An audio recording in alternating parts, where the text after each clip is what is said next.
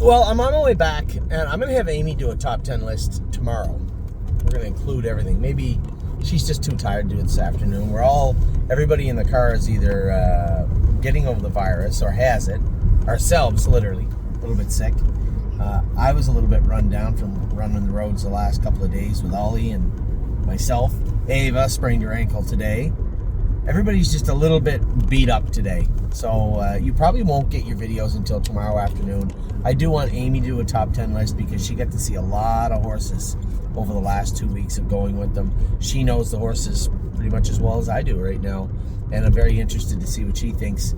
And otherwise, I think our lists are going to be different.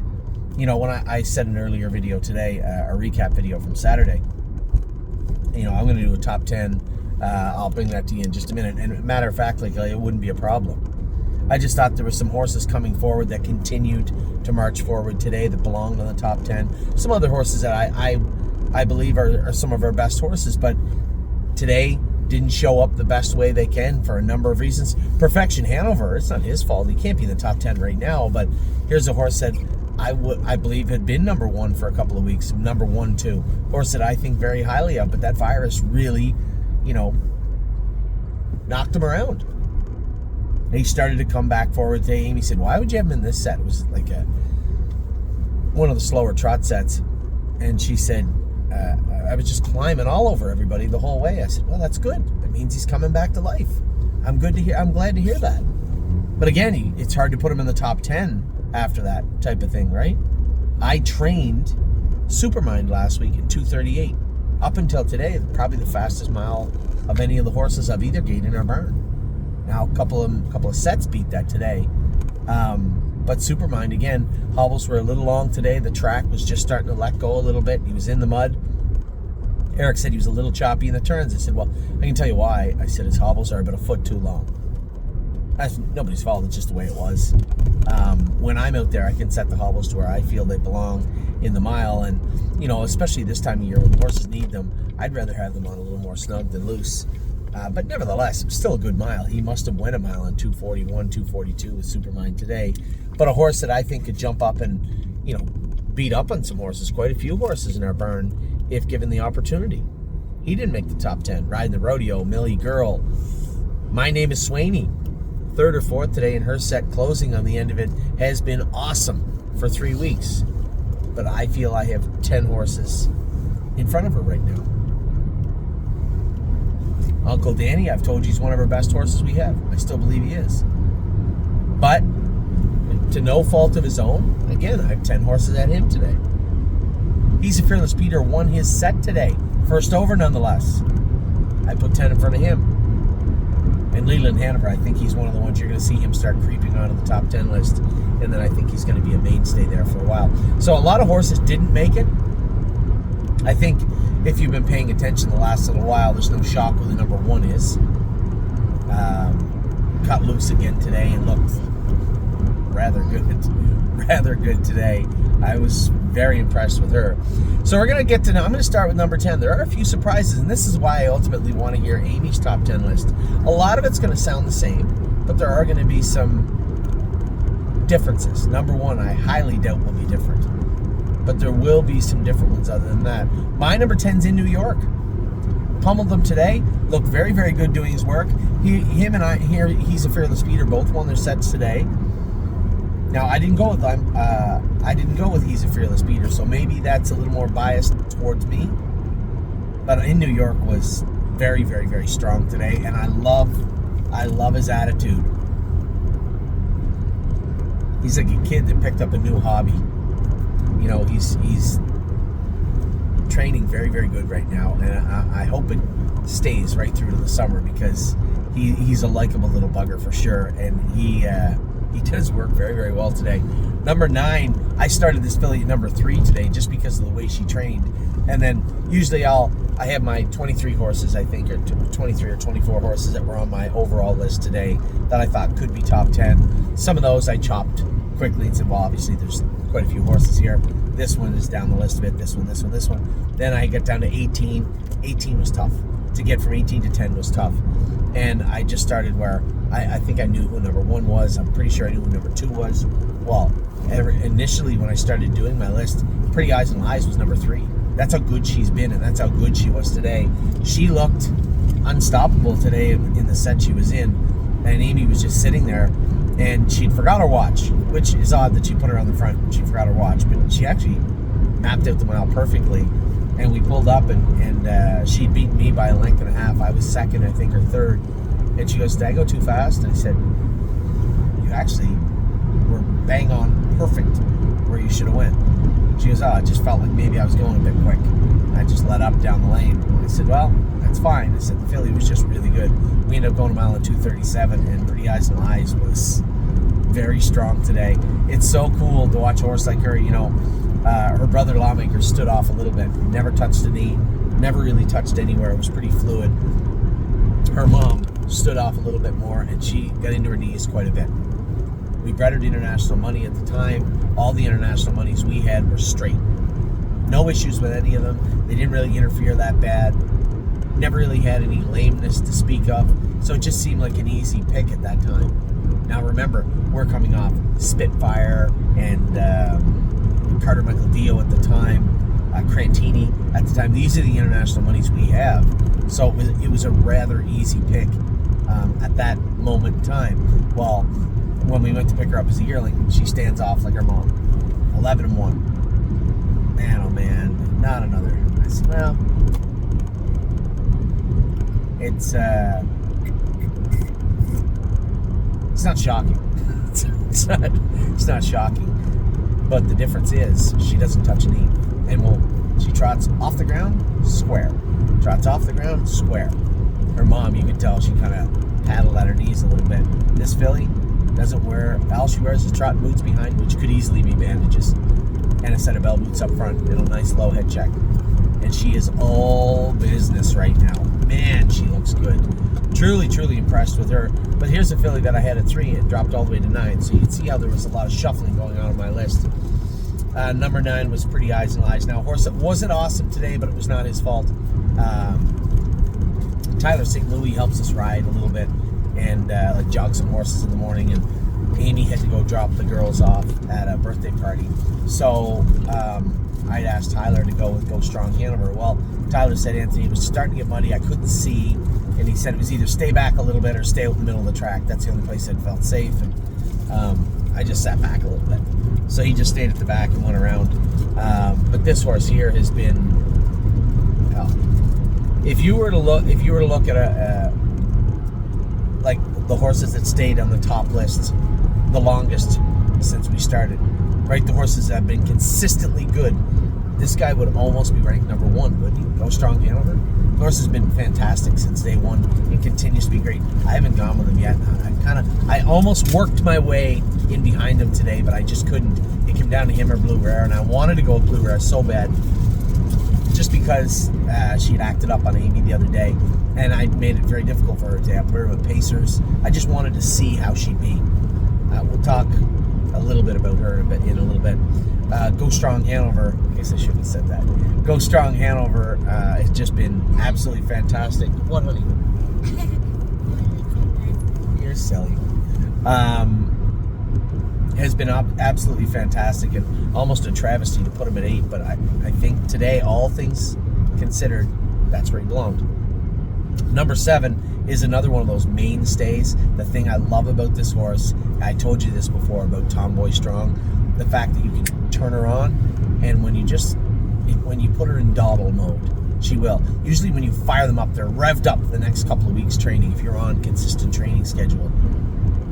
But she doesn't do that. When you go out there and you let her march, it is game on.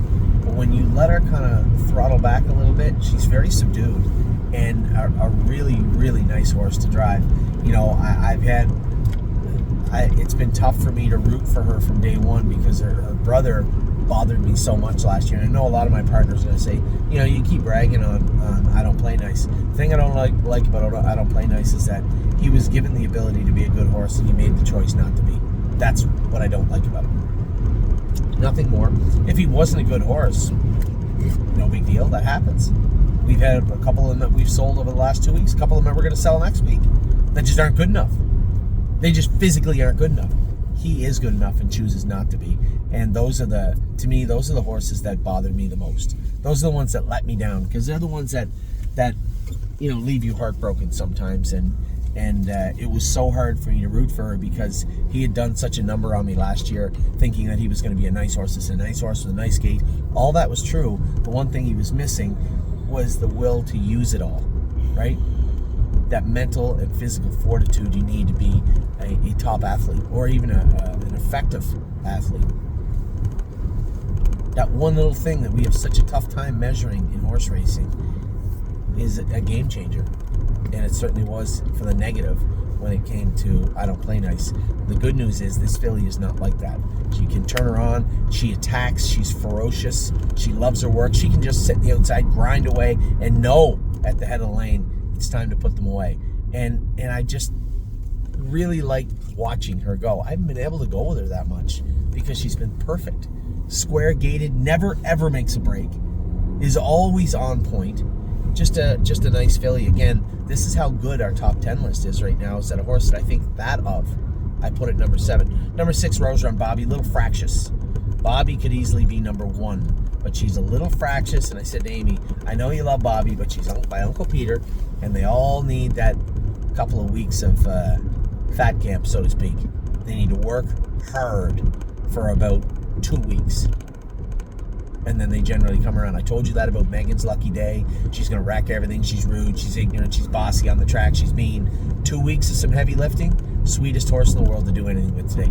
I couldn't put her on my top 10 list. She's not on here. But finished 3rd today. Was awesome in training. Flawless. Never offered to make a break. Never looked to make a break. Completely focused on her work the entire mile. Which is not surprising, because these are not the first Uncle Peters we've had. And they all tend to lean the same way. You can see the flash, you can see there's talent in there, and then they get a little rude. Then they get a little ignorant. And at that point, you drop the hammer. Work them. Megan's lucky day worked as hard as anybody in the barn for 2 weeks. And just like all the ones before, all the good ones, all the bad ones too, but the good ones, she conformed. She bent, she's a little more malleable, flexible, and as I predicted, understands now that she's good at her work, enjoys her work, goes out there with her ears up, looking to come forward, not looking to back up, not looking to get out of work, not looking to be rude or ignorant like before, but looking to do her work properly. And that's what old Bobby has coming here at some point. Everyone likes Bobby. Bobby's a likable horse, and she is a very, very nice filly. Fast filly. No, New York's just a nice little horse. I don't think he's got the overall transmission that Bobby does, or engine. But she's nice to work with. She is. She's a nice filly. I just think she's close to hammer time. That's the way it is with Bobby. But she's going to be a nice filly. Aunt Sarah just continues to come forward. Just does a great job every training day. I love the horses that want to get at it and want to get their work done. Want to do it good. Come off the track, throwing their head with their ears up. They're happy. They're sharp. That's Aunt Sarah in a nutshell. Fast filly. Really, really nice filly. Number 4, you're going to find her creeping ever so closely to number 1 every single time I do one of these lists. And that's Jailbird Jog. Jailbird Jog made breaks. Was rude, was ignorant. Not the same as the Peters. You got to be careful. You start pouring the work to the tactical landings, sometimes it backfires. Tactical Mounds got a lot of work put into her in the spring, and what she ended up doing was wearing a wire snake cord until probably she won in 49-4. Which, whatever, there's workarounds. You know, Megan and Scott did such a great job just keeping her quiet, racing her in such a perfect way that she ended up being a very, very good mare. And I'm not trying to draw lines between Jailbird Jog and Tactical Mounds. They don't look the same. They don't have the same. Well, they have a similar gait. But you got to be a little more cautious with the tactical landings. And we were with her, and we ended up putting the hobbles on her. Amy couldn't be there for that set. Jason Merriman went with her, and now it was starting to get muddy. He looped the whole field. I don't know if he got up and beat Aunt Sarah, but they trotted right by me down the lane, and looked very, very good, both of them. So Jailbird Jog, just raw talent, speed, and I think we're not even scratching the surface with this filly. She lands herself at number 4. Number 3 is a filly that may or may not make, she has to make Amy's list because she cannot deny how good she is. Tough filly, you know, Amy struggled with her, Jason struggled with her. I don't know why she acted up. She never does one thing wrong when I go with her. Blue Rare was awesome today. I put her on the front. In with the Pacers. Perfect Thought came first over. I let her go down the backstretch. I couldn't catch her down the lane. But I was 4th coming out of the turn, and I ended up 2nd. And we were smoking going through the wire. Perfect Thought won the set. I was 2nd with Blue Rare. My name is Swaney and Millie Girl right there together. But they both were past me coming into the stretch, and I dropped her into the passing lane, and she trotted as hard as she could to the wire, and we were making it. And she was awesome. I don't know if she won't be as highly ranked on Amy's list, but make no mistake when I tell you this, Blue Rare as of right now is one of the best horses in our barn. She is a very, very nice filly. Steady Volo, number 2. I was not there for the set. I was taking Ollie over to baseball practice, and Steady Volo just, Jason said, man-sized beaten he put on them. That was his analysis of the entire training mile. He said the horse was absolutely awesome today, which is great to hear. Steady Volo makes his way back to number 2 because that's where he belongs. A horse that has looked as dominant at times as this guy. And it wasn't that he, got interfering, got out of gear, something happened. We just crowded a curb on him, and it takes time. We took our time with him, managed him properly when he was training. Today we cut him loose because he was ready to be, and apparently he put a man-sized beating on them. He was very good. Number 1, shouldn't be shocked to anybody. Perfect Thought. This filly she looks so matter-of-fact when she's training. She goes out, comes first over. Now I let her go with Blue Rare thinking, maybe old Blue Rare will put it on the Pacers today. We come out of the last turn, and Millie Girl was beside the saddle pad, where the saddle pad would be of Perfect Thought. I was behind them, and just in front of me, right on the helmet of Millie Girl was My Name is Swaney. So I'm thinking they're gonna sprint pretty good here, and I'll get up the inside. I'll be 4th. Instead, I ended up 2nd, but 2 lengths behind Perfect Thought. She looked bionic. I don't use that word very often. I know a lot of people like to use it. James uses it a lot and talk about really, really good horses. But I'm going to tell you what, doesn't wear a boot, doesn't wear a pole, does nothing wrong, just a nice filly top to bottom, has zero issues. No chinks in the armor, she doesn't make any mistakes, she doesn't do anything wrong. She's just a nice filly. So Perfect Thought gets back to number 1 where she's been, where she belongs. She is a very, very nice filly. So I'm going to get Amy to do her top 10 list. I would be thoroughly and Amy went with her today, so there's a 0% chance she isn't number 1 on Amy's list. But I'm curious to see who she puts below her. Anyway, we got to get Ava in the house. She sprained her ankle. We got to get everybody settled in. I'm going to try and have a nap. I'm still tired. And I made the mistake of not booking off tonight. And you just can't continue to not show up. 1, it's a bad look. And 2, pisses the judges off. So, hey, Daddy, what are you doing back there? So I have to, I'm going to go in and drive tonight. I think I have 3 drives. They're spread over the whole card. It's quite annoying. But that's what you get for not paying attention. You got to call and tell them you need to book off. Anyway, I'll talk to you all very soon. I hope you had a great Saturday. It's actually a very nice Saturday. What's the temperature now? 35. It's above 0. Above freezing. So, I hope you have a great weekend. You're gonna get your videos Sunday afternoon. I don't know what other ones. I can do the other ones throughout the day as I go back to Northfield Park, but I want to get Amy's top 10 list because I'm very curious. I wanted to talk to Tyler, introduce you guys to Tyler Angus. Good kid, helps us out, jogs sometimes, likes going with the babies too. And he's gone with them now for about 5-6 weeks off and on, and I'm curious what his thoughts are too. It's always nice, to see the young kids doing good, and good young kid, got a good work ethic, and I told him, maybe a month ago, I said, when you come off the track, have a smile on your face, yes sir, no sir, thank you ma'am, type thing. And if you if you have any input, make sure it's as positive as it can be for the people doing it, and that's important when you're a young driver. You know, nobody wants to hear this one's bad, that one's bad, this one. I might say it joking to somebody I know, but I would never get off the bike and hang the lines up and say, "Sir, your horse is a terrible animal." I would never do that. And you know, you always have to remember, you have to sit behind them for 2 minutes. Somebody has to, you know, bring them home and feed them, take care of them all week and bring them back. So help them out if you can. And always seems to have a good attitude, that kid. So I'm curious to see what he thinks of the babies.